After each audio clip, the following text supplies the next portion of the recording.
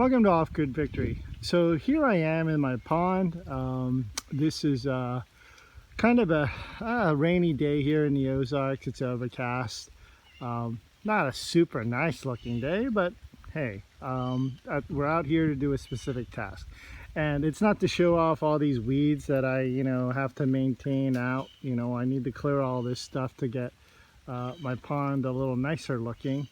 I obviously haven't had time with all the other stuff that's going on here on the homestead.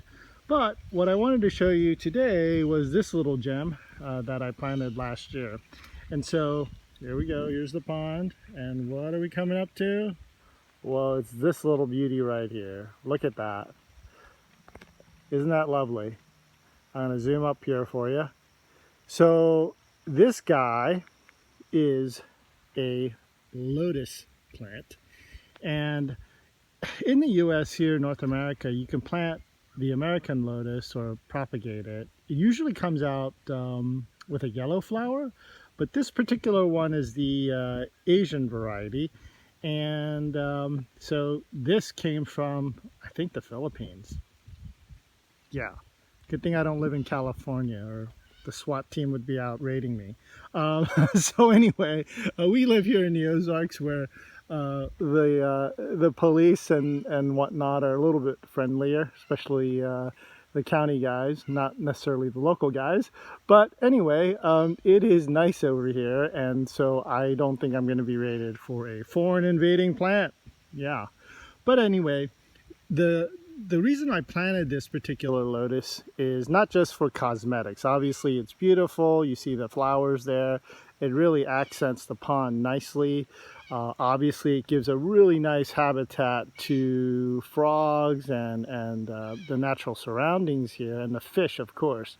They love structure. The bass that's in here, the bluegill and the sunfish that are in my pond, they're just going to love this. But for me, personally, I don't like planting things just for aesthetics. Believe it or not, I don't really plant flowers. I mean, some members of my family like them and they plant them, but for me, if I can't eat it, I don't plant it. And in this particular situation, though, that fulfills both needs. The lotus plant has been used in Asia for a very long time. The root's been valued as a edible consumable, and it's loaded in a lot of starch and nutrients. The best explanation in terms of a taste I would give would be like a crunchy potato, if you will. And you would cut it cross-sectionally, and it has nice little holes, and it's a really tasty thing to eat. Now, if you go to your local Asian markets, they'll probably sell like a pickled variety, or it might be pickled in soy sauce, that kind of thing, and vinegar. You might be able to just get it raw, which is kind of rare, and then cook it at home. And it cooks really well in terms of either sauteing it, frying it, and such.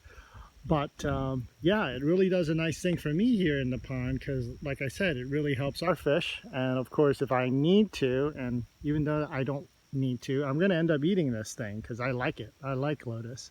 And so something to think about, something that you can get. Definitely try to get a indigenous plant if you can. I didn't have access to any American lotus, but I had some access to a foreign plant like these guys. I think they're from the Philippines. Anyway, this is the lotus tree, or the lotus root and the lotus plant. And like I said, it gives these lovely, lovely flowers, and it's really going to make, and it is making, a nice addition to my pond, which I need to clean out more. And anyway, as it propagates, I'm going to enjoy this thing. Alrighty, shalom.